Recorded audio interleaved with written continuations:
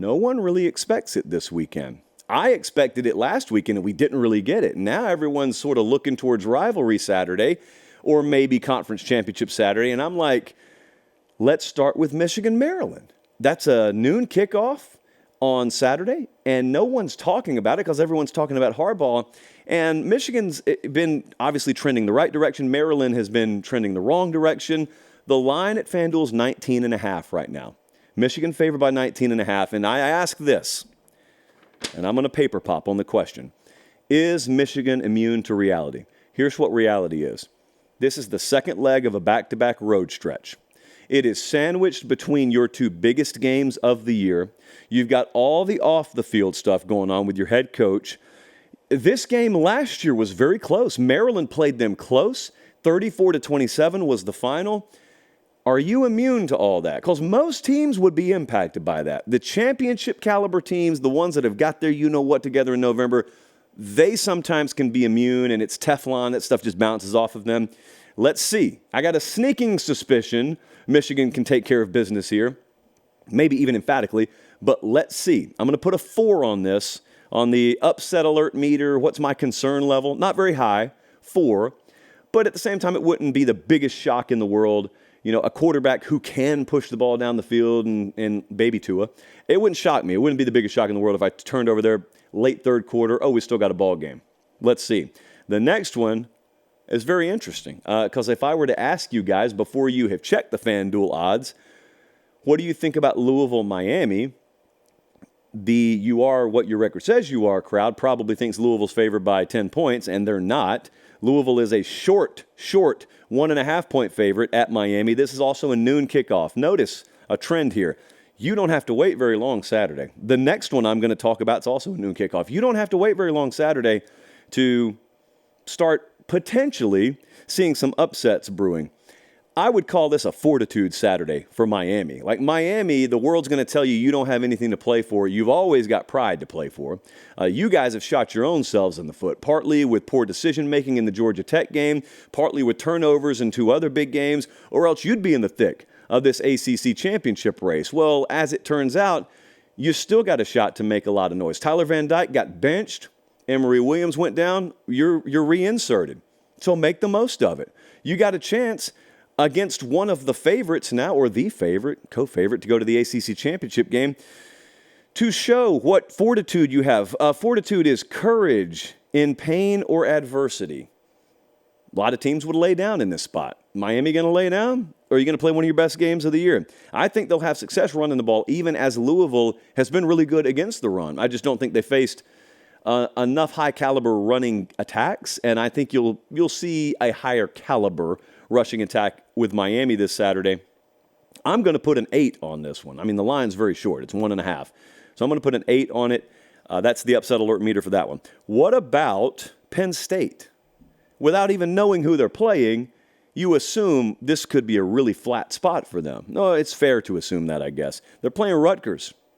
Another noon kickoff on Saturday. What's in the tank? After you lost to Michigan the way you did, what's in the tank? We all know what the goal was. The goal was to beat at least one of Ohio State and Michigan. Well, that's down the drain now.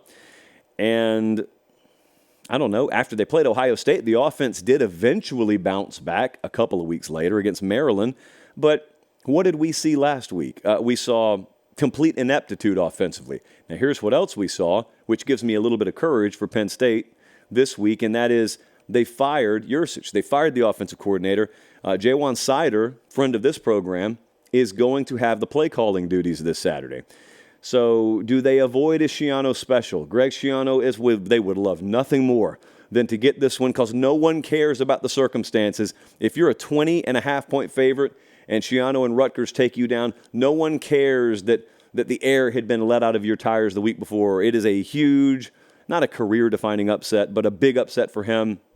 And that's when it would go from let's just make some changes to conversation that sounds a little bit different for Franklin. I don't mean hot seat. I just mean 10-2 losses to the two big boys. Okay. 9-3 with a loss to Rutgers thrown in there just because you couldn't get back up off the deck. That's a different conversation. I'm going to put a 5 on this one and keep an eye on it. Next up, North Carolina is at Clemson. Oh, no. Jesse, is this number right? This is another Big Lie special. Oh, no. What am I talking about? Well, if you're new around here, thank you for joining us, by the way. If you're new, people lie about this sport all the time. I don't like it, and I don't encourage it. But it happens, and I have to live with it. Check that. No, I don't. I have to call it out. And one of the biggest lies ever told in college football sounds like this. You are what your record says you are. Well, I have got a 6-4 Clemson favored by nearly a touchdown against 8-2 North Carolina Saturday. But Josh, that's home field advantage. They're playing at Clemson. Let's just be ultra aggressive and say Vegas gives Clemson 4 points for home field. They probably don't. But let's just be ultra aggressive to remove all argument. That still leaves the Tigers as a 2 to 3 point favorite on a neutral field.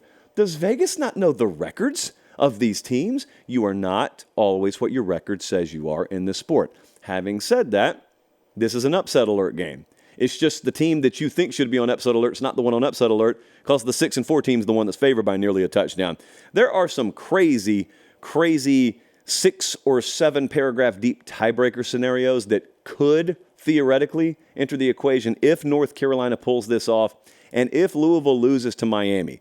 The conference probably still sees Louisville play for a conference title, but there's this small shot for North Carolina. Having said that, the model loves Clemson this week, and it's actually one of our best bets. It's on the Ramen Noodle Express. We gave that out the other night. So I'm putting this at a 5, a very modest 5. Mac Brown, it was announced today, will be back for 2024, so that's not really that much of a talking point. There's no controversy there, at least in the immediacy. I think Clemson's going to take care of business Saturday. Still worth watching. It's a 3:30 kickoff. And lastly, this game Saturday night, 8 o'clock. It is Texas, Iowa State. Texas at FanDuel right now is favored by 7.5. I am putting a 10 on this. Why? Because I love Iowa State. That's why. I don't have to pretend otherwise. And I actually think that there could be some merit to this. So it's not a pretend 10. You see what I did there? And I actually think when you tune into this one Saturday night, I think it's a Fox game, 8 o'clock. It's the first game without Jonathan Brooks for Texas. I have concern if they don't get off to a fast start. Now, as we've seen, even if they do get off to a fast start, it could be trouble later down the road. Somehow that is a thing with Texas this year. But also, I happen to believe that you only have a finite amount of these instances where you just sort of skate by, and TCU last year notwithstanding. I happen to believe in that. So they go to Iowa State this week, do the Texas Longhorns. Again, we are a big believer. The second stretch in those back-to-back road game stretches, the second leg, that's the one that bites you more times than not. It's certainly a Super Bowl situation for Iowa State. Iowa State is still in the Big 12 championship picture, too. I'm putting a 10 on this one. I'm very concerned for Texas, very concerned. And so I saw them in person go on the road and beat Alabama. How crazy would it be if they pulled that off and yet still had 2 losses in the regular season come Big 12 championship week? Well, everybody's got them penciled in, and I think pencil is probably the appropriate tool to be writing in right now. Don't write in ink yet, kids. A lot can still happen